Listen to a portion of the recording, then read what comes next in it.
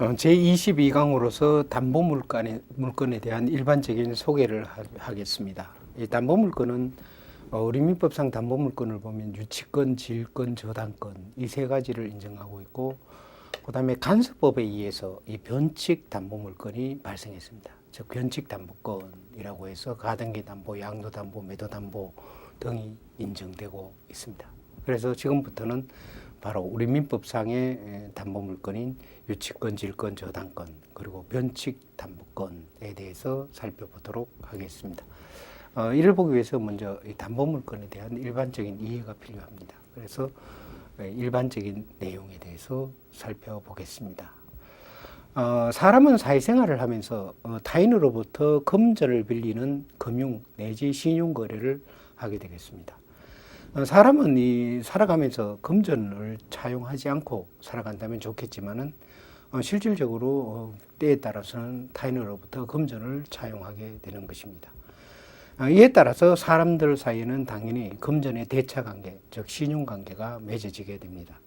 이와 같이 이 금전을 서로 융통하는 것을 금융이라고 하겠습니다.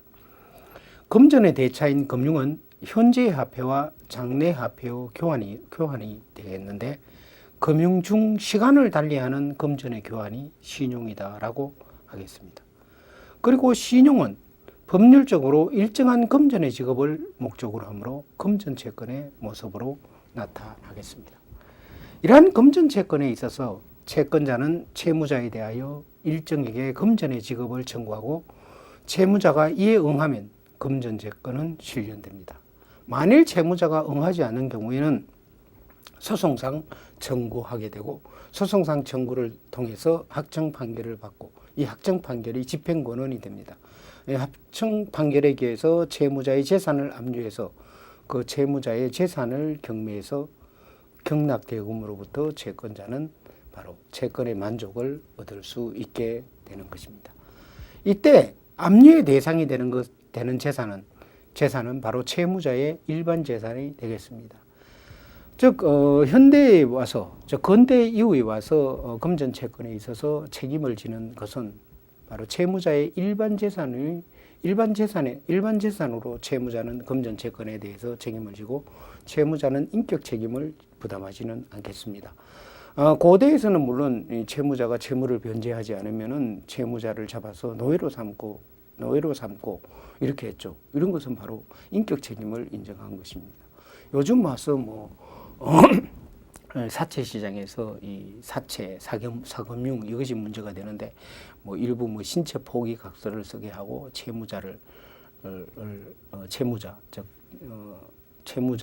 채무를 변제하지 않는 채무자를 잡아다가 어떻게 인신매매를 하는 경우가 있는데, 이것은 근대법 이후에서 인정되지 않습니다. 금전 채무에 대해서 책임을 지는 것은 바로 채무자 자신, 즉 채무자의 인격은 책임을 지지 않고, 바로 채무자의 인격 책임은 인정되지 않고, 채무자는 자신이 가진 일반 재산으로만 책임을 지게 되겠습니다. 이때 금전 채권의 공치력에 복종하는 채무자의 일반 재산을 책임 재산이라고 하겠습니다. 즉 채권에 대해서 종국적으로 책임을 지는 것은 채무자의 일반 재산이 되겠습니다. 이에 따라서 이 책임 재산의 보존을 위해서, 즉 채무자가 책임 재산을 산일하거나 또 그 관리를 소홀히 하는 경우가 있습니다. 이것에 대비해서 바로 채권법에서는 채권자 대위권, 채권자 취소권 제도를 두어서 채무자의 책임 재산의 보존을 할 수 있는 길을 열어두고 있습니다. 그렇지만은 수개의 채권이 경합하는 경우에, 다시 말하면 채권자가 수인인 경우에는 채권자 상호간에는 원칙적으로 채권자 평등의 원칙이 적용됩니다. 그러므로 책임재산의 범위 내에서 다른 채권자들과 함께 자기의 채권액을 안분 비례해서 배당을 받을 수 있게 됩니다.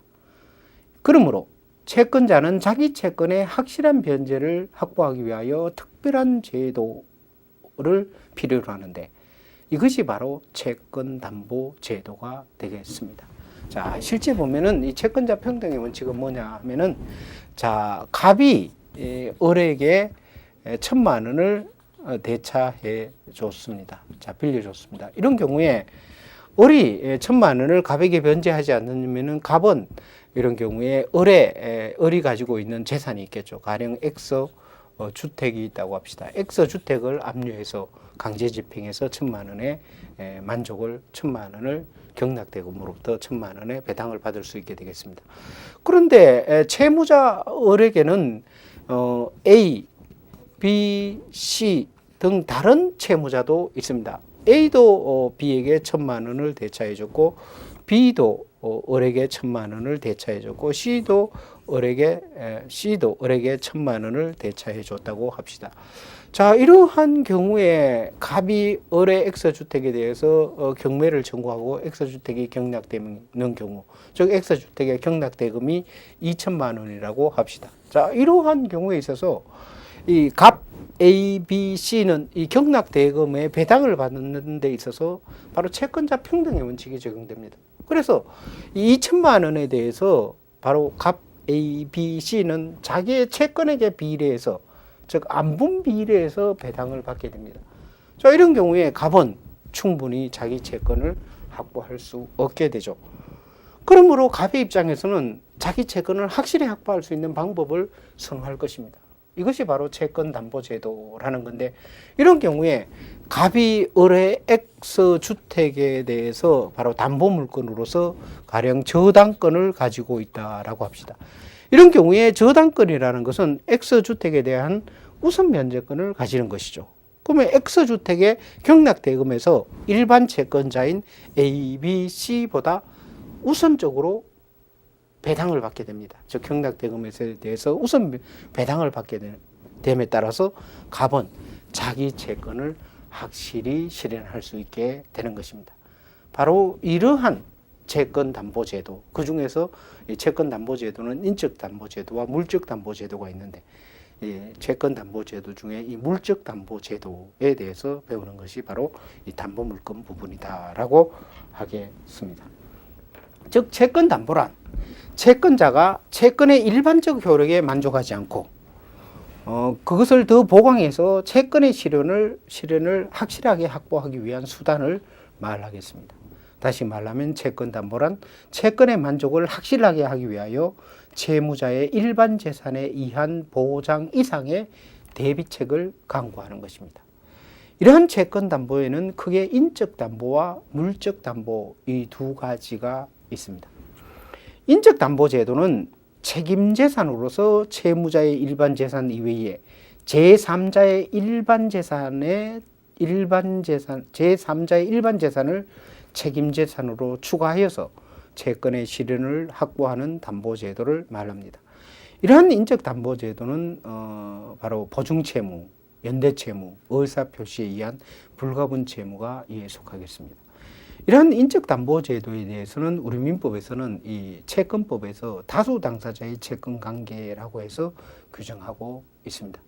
그래서 이제 보증채무, 연대채무, 의사표시에 의한 불가분 채무 이런 것이 바로 이제 대표적인 인적담보제도가 되겠습니다. 그 다음에 물적담보가 있는데, 물적담보는 책임재산을 이루고 있는 재화 중에서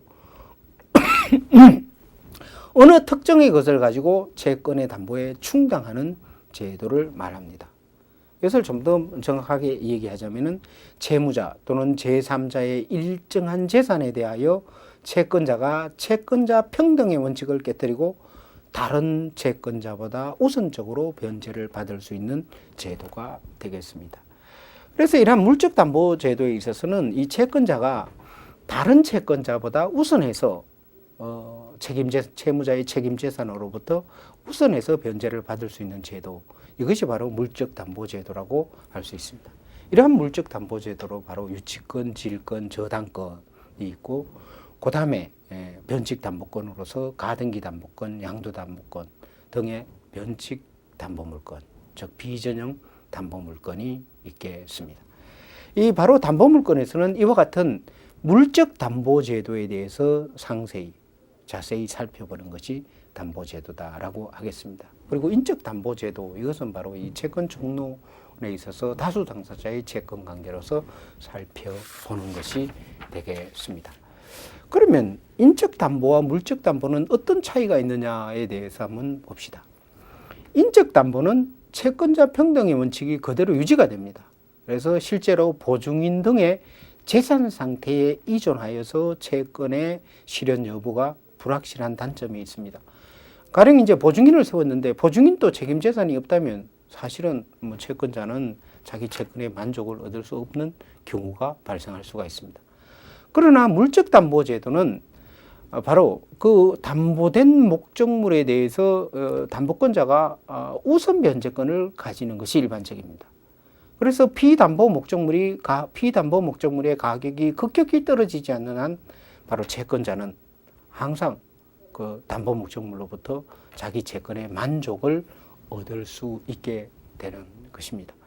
예를 들어서 갑이 을에게 1억 원을 대차해주고 을의 X 아파트에 대해서 저당권을 설정한 경우에 X 아파트가 가령 2억짜리의 가치가 있다. 이런 경우에 다른 선순위 담보권자가 없는 경우에 갑은 항상 이 X 아파트의 담보권 실행을 통해서 자기 채권의 만족을 얻을 수 있죠. 왜냐하면은 이 저당권은 우선 변제권이 있기 때문입니다. 만일 물론 이런 경우에 X 아파트의 가격이 2억 원에서 갑자기 1억 원 이하로 떨어졌다. 이렇게 되면은 물적 담보를 통해서도 물론 이제 채권자는 자기 채권의 만족을 얻을 수 없는 한계를 가지고는 있습니다. 그리고 이런 물적 담보 제도는 이런 우선 변제권을 가짐으로써 채권자가 우선 변제권을 가짐으로써 자기 채권에 확실한 만족을 얻을 수 있다는 장점은 있지만 단점도 있습니다. 단점을 보면 첫째, 그 절차가 복잡하고 번거로운 단점이 있습니다. 왜냐하면 저당권을 설정하자면 저당권 설정 등기를 해야죠. 뭐 그런 등등 이런 절차가 복잡하고 번거로운 단점이 있고, 그다음에 두 번째로 물적 담보에 있어서는 이 담보 목적물을 갖고 있지 못한 자는 이용할 수 없다는 단점이 있습니다. 그렇지만은 채권자의 입장에 있어서는 자기 채권에 확실한 만족을 얻기 위해서는 이 물적 담보 제도를 이용하는 것이 채권자에게는 인적 담보 제도를 유리하는 것보다 인적 담보 제도를 이용하는 것보다 월등히 유리하다라고 하겠습니다. 이렇게 여러분들한테 이제 이 하상 강의를 하다 보면은 아무래도 이제 뭐 특별한 얘기를 못 하고 가령 이렇게 특별한 뭐 그 강의 위에는 얘기하지 못하고 넘어가는데, 오늘은 뭐 간단한 약간의 여담을 하나 하도록 하겠습니다. 이 법과 소세지의 공통점이 있습니다. 법과 소세지 전혀 관계가 없는 것 같은데 법과 소세지의 공통점이 있다라고 얘기를 하고 있습니다. 어떤 공통점이 있느냐 하면은 첫째로 그 역사가 오래되었다라는 것입니다. 이 소세지의 역사를 보면은 호모의 일리아드와 오디세이에서 하면 소세지의 얘기가 등장합니다. 그래서 소세지 역사가 대단히 오래되었죠. 마찬가지로 법의 역사도 대단히 오래되었습니다. BC 2500년경에 하면 함무라비 법전이 만들어졌죠. 세계 3대 법전이라면은 함무라비 법전, 로마법 대전, 또 나폴레옹 법전이라고 할 수 있는데 BC 2500년경에 함무라비 법전이 만들어졌고, 사실 또 그 전에 그 함무라비 법전 이전에도 우르남무 법전이라고 뭐 이렇게 있었습니다. 그러니까 BC 한 3000년경에는 역사적으로 봐도 법전이라는 게 있었습니다. 그래서 소세지와 바로 법전은 그 역사가 오래됐다라는 것에 공통점이 있습니다. 그다음에 두 번째 공통점은 로마인들이 좋아했다는 것입니다. 로마인들은 이 소세지를 특별히 좋아했다고 합니다. 그래서 로마인 특히 이제 귀족사에서 소세지를 좋아했는데, 로마의 귀족들은 이 맛있는 귀족들을 이 노예라든가 평민들도 소세지를 즐겨 먹었는데 이거 평민들한테 먹게 해도 되느냐 뭐 이런 식의 얘기도 있었다고 합니다. 그리고 로마인들은 또한 법전을 좋아했죠. 법을 좋아했죠. 그리고 이 로마인들이 법을 좋아해서, 로마인들은 실용적이었으니까 법을 좋아했는데, 바로 이 근대법의 원류는 로마법에 있습니다. 실제 우리가 이렇게 지금 요새 배우고 있는 물권법, 이것도 원전은 바로 로마법에 그 기원을 두고 있는 것입니다. 그래서 근대법의 출발은 바로 로마법이다라고 할 수가 있습니다. 세 번째로 법과 소세지의 공통점은 그 만드는 과정을 알지 못하는 것이 차라리 낫다라는 것입니다. 자, 소세지 생산을 보면 요즘에 와서는 뭐 소세지가 뭐 아주 건대적 공장에서 아주 위생적으로 생산되지만 일반적으로 소세지 생산은 옛날에는 뭐 농가에서 생산했겠죠. 그 소세지 생산이 결코 위생적이지 않았다는 것입니다. 그다음에 법의 생산 과정을 보면 여러분들이 이제 법은 일반적으로 이제 여러 가지 절차를 거쳐서 국회의 통과를 거쳐서 엄격한 절차를 거쳐서 법이 만들어지는 것으로 생각되지만은 실제 우리나라에서 법이 만들어지는 과정을 보면은 법은 사실은 너무 쉽게 만들어지는 그러한 모습이 있죠. 특히 이제 우리나라는 이 사무관 입법이라고 해서 어떤 뭐 전문적인 법률은 행정부의 사무관들이 이제 준비하게 되고 그 행정부가 사무관이 준비한 법은 뭐 이렇게 여러 가지 절차를 거치지만 형식적인 절차를 거쳐서 국회에 가서 그냥 국회는 통법버릇의 기능을 해서 법이 만들어집니다. 그래서 어떻게 보면은 소세지와 마찬가지로 법과 소세지의 공통점으로서 차라리 그 어떻게 만들어졌는지를 그 자세한 내용을 알지 못하는 것이 낫다라는 공통점이 있다는 것입니다. 그래서 이러한 세 가지 공통점은 사실 우리나라에서만 국한되는 것이 아니라 사실 일반적인 법을 운영하고 있는 나라에서 하나의 어떤 비하인드 스토리와 같이 그러한 실제 법이 어떤 소세지와 유사한 그런 모습을 가지고 있다고 하겠습니다. 자, 그래서 여러분들 뭐 귀중한 시간에 예담을 한 가지 했습니다. 그 다음에 물적담보제도에 대해서 계속 봅시다. 물적담보제도의 분류를 보면은 물적담보는 여러 가지 기준에 따라서 분류해 볼 수가 있습니다. 이것은 물적담보의 법적 구성의 차이점에 따라서 또는 또 물적담보에 있어서 채권 변제의 확보 방법에 따라서 분류해 볼 수가 있습니다. 먼저 법적 구성의 차이점에 따라서 분류를 해보면 물적담보는 제한 물건의 법리에 의한 담보물건과 또 소유권 이전의 법리에 의한 담보물건이 있다는 것입니다. 이 제한 물건의 법리에 의한 담보물건, 이것이 바로 유치권, 질권, 저당권이 그리고 소유권 이전의 법리에 의한 담보물건, 이것이 이제 변칙담보제도로서의 양도담보권 이런 것에 해당됩니다. 제한 물건의 법리에 의한 담보물건을 보면은, 자, 물건은 사용가치와 교환가치가 있다고 했죠. 이 사용가치와 교환가치의 모두를 지배하는 것이 소유권이고, 또 물건이 가지는 사용가치만을 지배하는 것이 용익물건이고, 또 물건이 가지는 교환가치만을 지배하는 것이 담보물건이다라고 했습니다.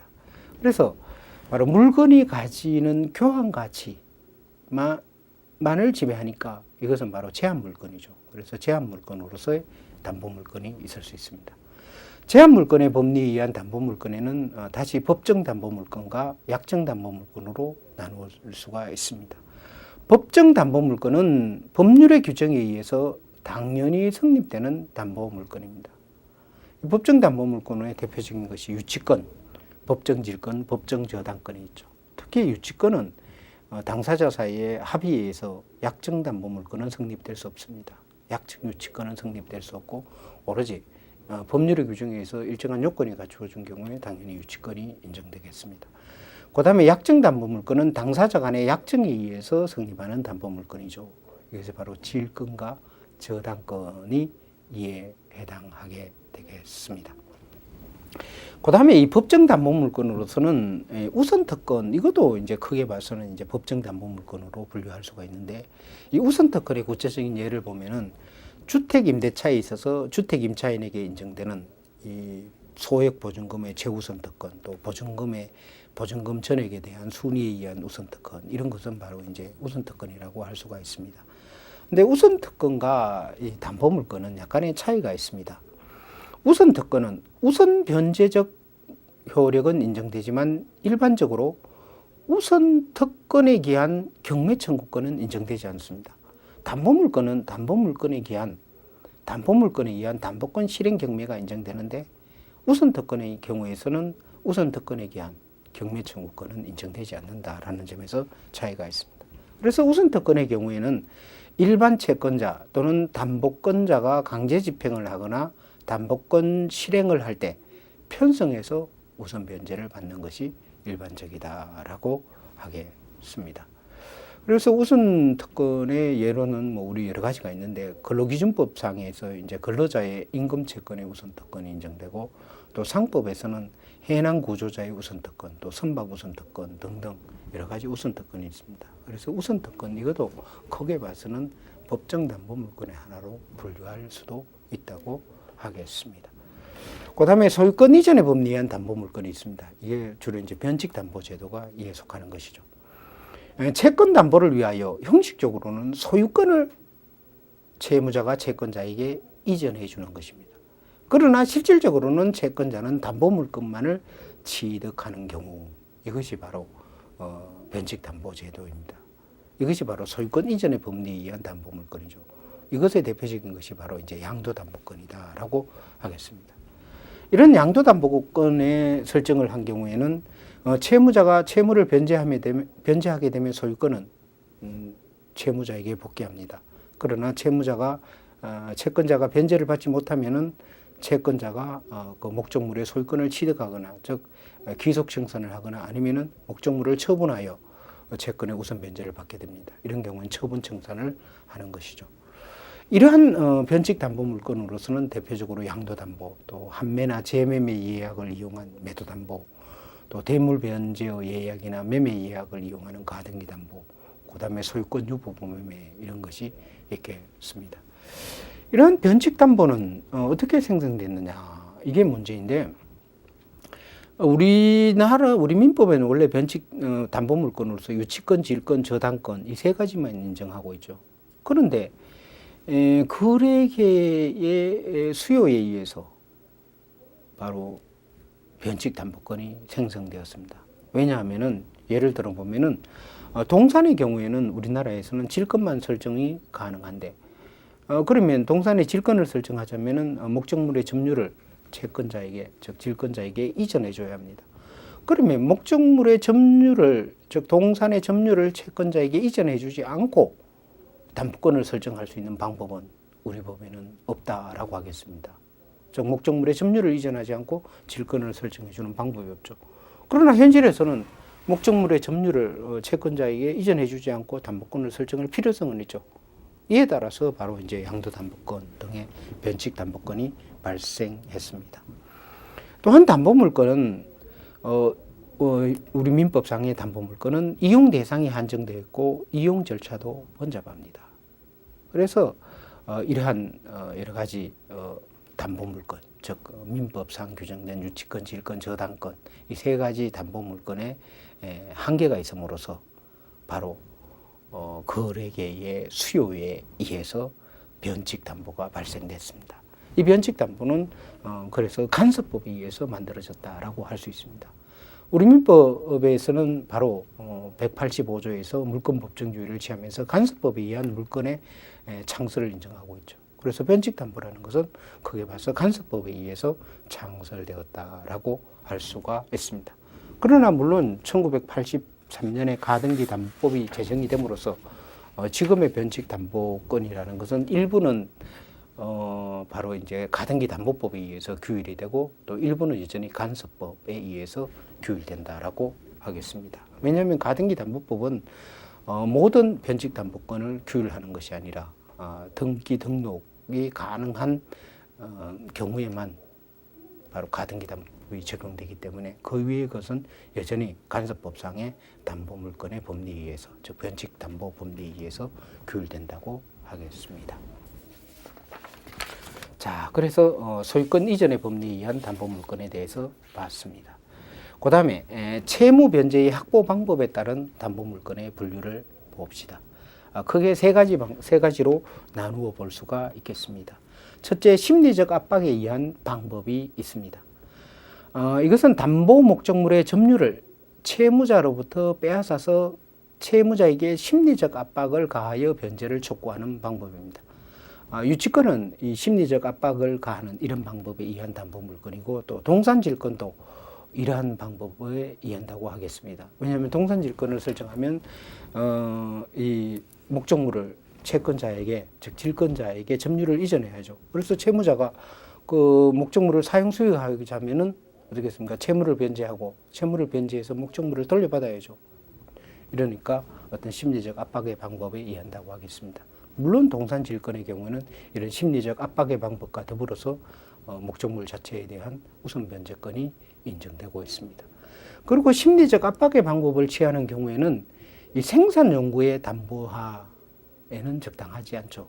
왜냐하면은 생산 연구를 담보하면은 채무자는 목적물에 대한 사용 수익을 사용 수익권을 갖지 못하기 때문입니다. 그 다음에 목적물로부터 수익에 의하는 담보물건이 있을 수 있습니다. 이 담보물건은 담보 목적물을 채무자로부터 빼앗아서 채권자가 수익하고 그 수익에 의한 이득을 채권의 변제에 충당하는 경우입니다. 이 전세권이라는 것이 하나의 부동산 질권으로서의 성질이 있다고 했죠. 그래서 전세권은 이러한 성질이 있다고 할 수가 있습니다. 그러나 그 외에 있어서는 우리나라의 민법이 인정하는 물권 제도는 이러한 목적물로부터 수익에 의한 담보물권의 방법 이런 것은 인정되지 않는다고 하겠습니다. 즉 우리 민법상 담보물권에는 목적물로부터 수익에 의한 방법 이런 것은 인정되지 않는다고 볼 수 있습니다. 그 다음에 세 번째로 목적물의 가치는 교환가치의 지배에 의한 담보물권이 있을 수 있습니다. 자, 담보 목적물의 물질적 지배와 사용은 담보 제공자가 하고 채권자는 담보 물건의 교환가치, 즉 목적물의 교환가치만을 지배하여 우선 면제를 받는 방법이 되겠습니다. 특히 이제 저당권이 가장 대표적이죠. 저당권, 그다음에 양도담보권, 가등기담보권 등이 이에 속하겠습니다. 저당권의 경우에는 목적물의 사용 수익은 저당권 설정자가 계속하고 단지 저당권은 그 저당권자는 저당 목적물에 대한 우선 변제값만을 확보하고 있죠. 즉 목적물에 대한 교환 가치만을 파악하고 있는 것이 되겠습니다. 이러한 담보 방법이 오늘날의 금융거래에 있어서는 가장 적합한 방법이 되겠습니다. 이에 따라 생산신용의 담보를 위한 수단으로서는 이 방법이 크게 활용되고 있습니다. 왜냐하면 채무자가 목적물에 대한 사용 수익권을 계속 갖고 있기 때문입니다. 그 다음에 두 번째로 물적 담보 제도의 가제에 대해서 보겠습니다. 오늘날 금융거래 시장의 발달은 전통적인 제한 물건으로서의 물적 담보만으로는 그 수요를 충당할 수 없습니다. 즉 유치권, 질권, 저당권 이 방법만으로는 현재 거래계의 수요를 감당할 수 없는 모습이 있습니다. 그래서 담보물권 제도에 관한 새로운 법리 구성과 제도 개선이 요구되고 있습니다. 첫째를 보면은 먼저 양도담보, 가등기담보의 공시 방법의 개선이 필요합니다. 양도담보의 경우에는 소유권 이전의 형식을 취하는데 이때 소유권 이전이 양도담보권 설정을 위한 소유권 이전인지 아니면 진정한 소유권 이전인지 이것은 등기상 나타나 있지 않습니다. 그래서 양도담보를 등기 원인으로 등기할 수 있는 등기제도의 개선이 필요하다고 하겠습니다. 그리고 양도담보나 가등기담보를 하는 경우에 이 피담보 채권도 등기할 수 있도록 해야 되겠죠. 자, 가등기담보에는 이제 가등기를 하게 되는데 이런 경우에 이게 가등기인지 담보 목적의 가등기인지 나타나지 않죠. 또 그리고 이제 또 가등기 담보에서 담보되는 피담보 채권 이것이 등기가 되지 않습니다. 그다음에 둘째로 근대적 저당 제도의 운영을 위해서 이 저당권의 유동화 이런 것이 필요합니다. 이 저당권의 유동화를 위해서는 등기의 공신력이 인정되어야 하고 인정되어야 합니다. 그래서 이러한 문제, 등기의 공신력을 어떻게 인정할 것이냐 이런 문제도 필요하다고 하겠습니다. 그다음에 세 번째로 금융실무에 있어서는 실제 이제 은행 거래 등 금융실무에 있어서는 저당권과 관련해서 건저당만이 주로 이용됩니다. 그러니까 금융실무에서는 주로 이제 건담보 이런 것이 많이 이용되고 저당과 관련해서는 이제 건저당이 많이 운영되는데 건저당에 대해서는 우리가 뒤에 가서 보겠지만 357조에서 한 개의 조문만이 있습니다. 그러나 현실에서는 전부 다 저당권은 건저당에 의하죠. 그리고 또 포괄건저당에 대해서는 아무런 규정이 없습니다. 포괄건저당도 많이 이용되는데 그래서 이러한 건저당, 포괄건저당에 대한 어떤 입법이 필요하다라고 하겠습니다. 넷째로 기존의 담보제도 이외에 다양한 물적 담보의 방법의 개발이 필요하겠습니다. 예를 들어서 기업담보제도의 도입이라든가 또 영농의 기계화와 관련한 어떤 농업재단 저당 제도의 도입 이런 것이 필요하다고 하겠습니다. 그래서 우리나라에서 이 물적담보제도에 있어서는 앞으로 많은 입법적인 개선이 필요한 상황에 있다고 하겠습니다. 그다음에 세 번째로 담보물건의 본질과 통유성에 대해서 살펴보겠습니다. 담보물건의 본질을 보면 담보물건은 이 가치권성을 가지고 있고 또한 물건성을 가지고 있습니다. 담보물건은 당연히 물건이죠. 그러면서 하나의 가치권으로서의 성질이 강하다는 것입니다. 가치권성에 대해서 보면은 담보물건은 채권 담보를 목적으로 하는 물건이므로 물건의 사용 수익을 목적으로 하는 용익물건과는 본질적으로 차이가 있습니다. 즉 담보물건은 목적물의 실체의 이용을 목적으로 하지 않고 주로 목적물의 교환 가치의 파악을 목적으로 합니다. 이에 따라서 이 담보물건은 가치권이다라고 봅니다. 특히 저당권은 바로 순수한 가치권으로서의 모습을 보여주고 있죠. 즉 저당권에 있어서 채무자, 주로 이제 채무자가 저당권 설정자가 되는데 채무자는 목적물을 사용 수익하고 채권자, 즉 저당권자는 바로 채무자의 변제가 없을 경우에 물건의 가치로부터 우선 변제를 받을 권리만 가지고 있습니다. 즉 저당권자는 목적물의 교환 가치만을 파악하고 있죠. 그러니까 저당권은 순수한 가치권으로서의 모습을 가지고 있겠습니다. 그 다음에 두 번째로 담보물건은 본질은 담보물건은 물건이라는 것입니다. 담보물건의 이 가치권성이 인정된다 하더라도 물건성이 부인되는 것은 아닙니다. 즉 물건으로서의 배타성과 우선적 효력을 가지고 있고 또 공시의 원칙도 그대로 적용되고 있습니다. 담보물건의 가치권적 성질은 용익물건과는 근본적으로 구분된다는 것뿐이며 그것으로 인해서 담보물건의 물건성이 부인되는 것은 아닙니다. 즉 용익물건은 사용가치, 그 다음에 담보물건은 교환가치만을 지배하죠. 그래서 목적물의 교환가치만을 지배한다라는 점에서 이 용익물건과는 구분된다는 것이지 이것이 이 담보물건 자체가 물건이 아니다라는 말은 전혀 아닌 것입니다. 즉 담보물건도 물건이 갖는 교환가치를 독점적 배타적으로 지배하는 물건이다라고 하겠습니다. 그 다음에 두 번째로 담보물건의 통유성에 대해서 보겠습니다. 각종의 담보물건은 각각 특수한 성질이 인정됩니다. 유치권, 질권, 저당권에서는 각각 특수한 성질이 인정됩니다. 그러나 이들 권리는 즉 유치권, 질권, 저당권은 담보물건이라는 점에서 모두 다 담보물건이죠. 그래서 채권 담보라는 공통의 목적을 가지고 있는 점에서 모든 담보물건에 공통되는 성질이 있습니다. 이것을 담보물건의 통유성이라고 말을 하겠습니다. 담보물건의 통유성이라는 것도 민법상의 모든 담보물건에 있어서 인정은 되지만은 이 각종의 담보물건에 따라서 약간의 차이점은 있습니다. 담보물건의 통유성으로 크게 네 가지를 들 수 있습니다. 부종성, 수반성, 물상대위성, 불가분성 이 네 가지를 들고 있습니다. 이 네 가지 개념은, 이 기본 개념은 여러분들이 잘 이해하시기 바랍니다. 먼저 부종성에 대해서 보면은 담보물건은 피담보 채권의 존재를 전제로 하여만 존재할 수 있는 성질을 말합니다. 이것이 바로 부종성이 됩니다. 이에 따라서 피담보 채권이 발생하지 않으면 담보물건은 발생할 수 없고 또 피담보 채권이 소멸하면 담보물건도 소멸한다는 것입니다. 즉, 이 담보물건 자체는 피담보 채권이 있어야죠. 이게 담보물건에 있어야 담보되는 채권, 즉 피담보 채권, 채권 채무 관계가 있어야만이 담보물건이 존재할 수 있다는 것입니다. 그래서 피담보 채권을 전제로, 피담보 채권의 존재를 전제로 해서만 담보물건이 인정된다는 것입니다. 그래서 피담보 채권이 발생하지 않으면 담보물건도 발생할 수가 없고 또한 피담보 채권이 소멸하면 담보물건도 당연히 소멸하는 것이 됩니다. 이것이 담보물건의 부종성입니다. 특히 유치권 기타 법정 담보물건에 있어서는 이 부종성이 엄격하게 적용이 됩니다. 그러나 질권이나 저당권의 경우에는 이 부종성이 약간은 완화가 되겠습니다. 특히 장래의 불특정 채권의 담보를 위해서 설정되는 건저당에 있어서는 부종성이 크게 완화되어 있습니다. 즉 우리 민법은 채권이 존재하지 않더라도 저당권이 소멸하지 않는 건저당권을 인정하고 있습니다. 이 건저당권의 경우에서는 일정한 경우에 채권이 전혀 존재하지 않을 수가 있어요. 이런 경우에도 건저당권 자체는 존재할 수 있습니다. 그래서 건저당권의 경우에서는 부종성이 상당히 완화되어 있다는 것에 주의를 하셔야겠습니다. 그 다음에 부종성의 수반성에 대해서 보겠습니다.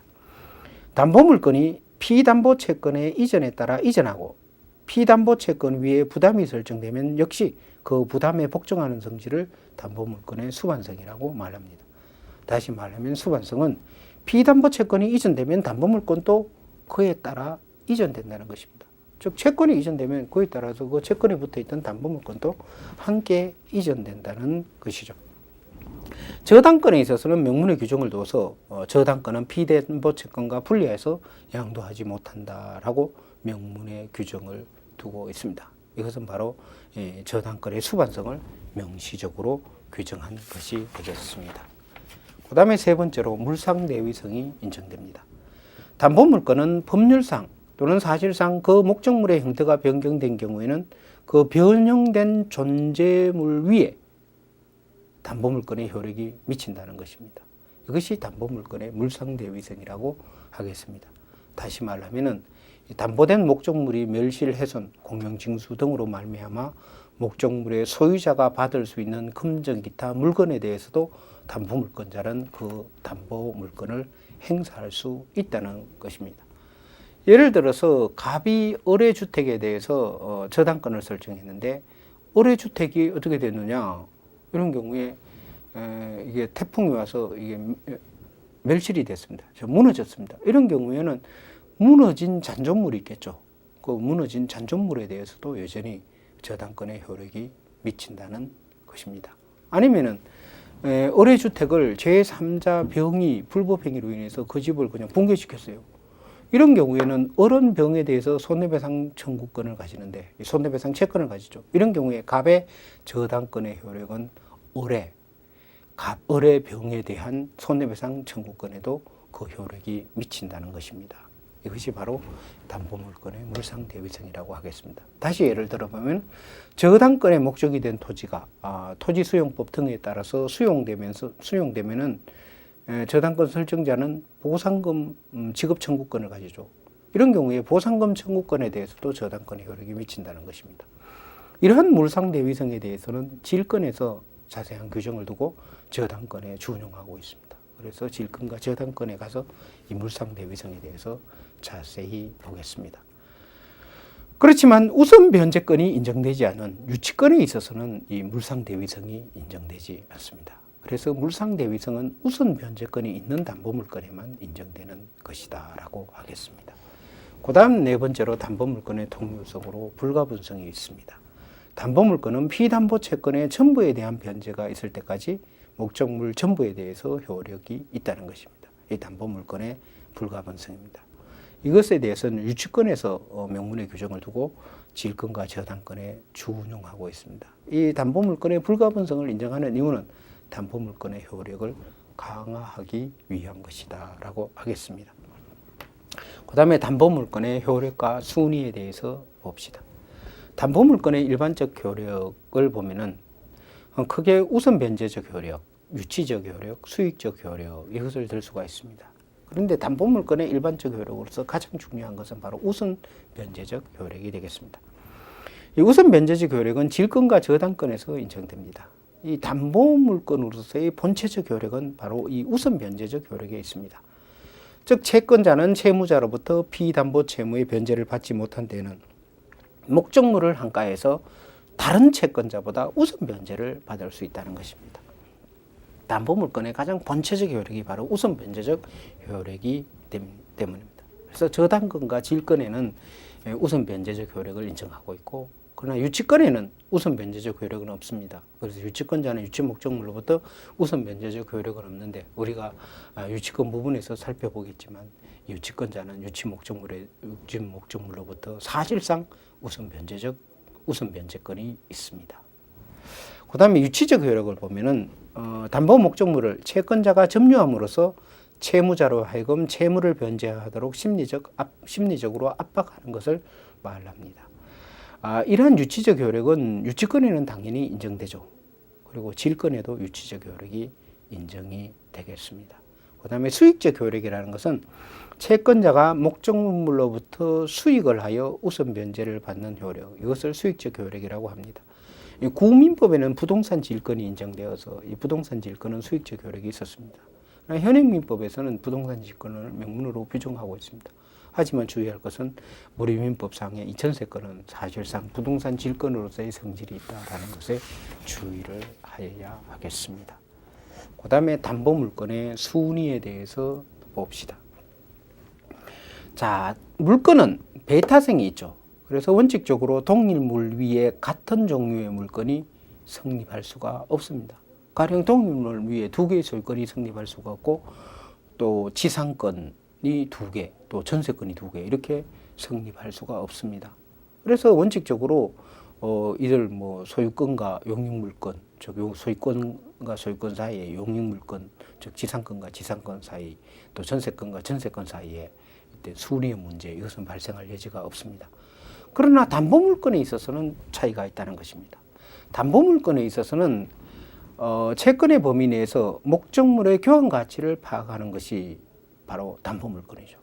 그래서 이 질권과 저당권 이런 경우에 있어서는 즉 질권과 저당권에 있어서는 목적물의 잔여 가치가 있는 경우에는 다른 채권자가 같은 종류의 담보물건을 설정할 수 있다는 것입니다. 즉 순위의 문제가 발생할 수가 있다는 것입니다. 예를 들어서 갑이 X 토지를 가지고 있는데 갑이 이제 을로부터 1,000만 원을 빌렸습니다. 1,000만 원을 차용을 했다라고 합시다. 이런 경우에 X 토지에다가 이제 을을 위해서 이런 경우에 저당권을 설정을 했습니다. 근데 X 토지가 한 1억짜리다 이렇게 되는 경우에 을은 X 토지에 대해서 이 1,000만 원에 즉 1,000만 원의 원리금에 대해서만 X 토지의 교환 가치를 파악하고 있는 거죠. 그래서 X 토지의 잔존 가치가 그대로 남아 있습니다.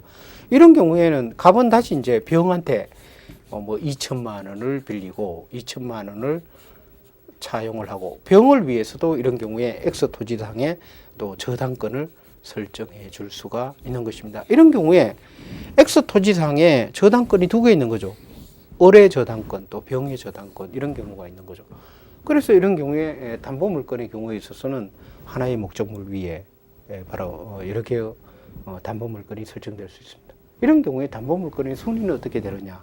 이런 경우에는 시간에 있어서 빠르면 권리에 있어서 강하다라는 법원칙이 그대로 적용됩니다. 그래서 담보물건의 순위는 먼저 성립한 담보물건이 선순위고 나중에 성립한 담보물건이 후순위입니다. 그래서 이런 경우에 을이 갑에 대해서 먼저 저당권 설정 등기를 한 이 을의 저당권이 1번 저당권이고 병의 저당권은 2번 저당권이 됩니다.